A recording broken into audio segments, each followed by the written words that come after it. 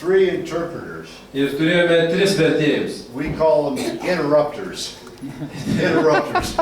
Mes vadiname juos tokie įsibrovėliai. Because when we get on a roll and we're talking and talking, they tell us when we get talking and talking. Ir kai mes įsilaužėliais, kai mes kalbėdavom be sustojimo, Many times we forget you don't understand us. mes pamiršdavome, kad jūs nesuprantate be vertėjo. They have to say, slow down, slow down. Ir jie turėjo mus vis laik pertraukinėti ir sakyti, lėčiau, neskubėkite.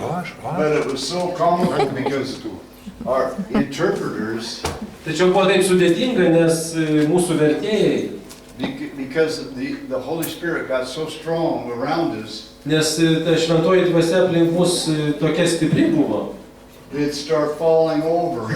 kad tie vertėjai pradėjo griuvinėti. I'd have to grab their microphone. Ir man reikėjo pagriebti mikrofoną.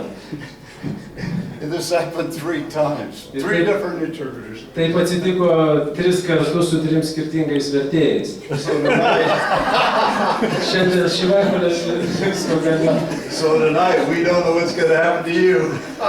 Šį vakarą nežinome, kas atsitiks su manimi. Zap him, Lord, zap him. But we're going to have a good time tonight. Bet bet kokiu atveju Amen. bus gerai, turėsime gerą laiką. You know where the Spirit of the Lord comes, Taip, žinokite, viešpaties dvasia ateis there's tremendous liberty.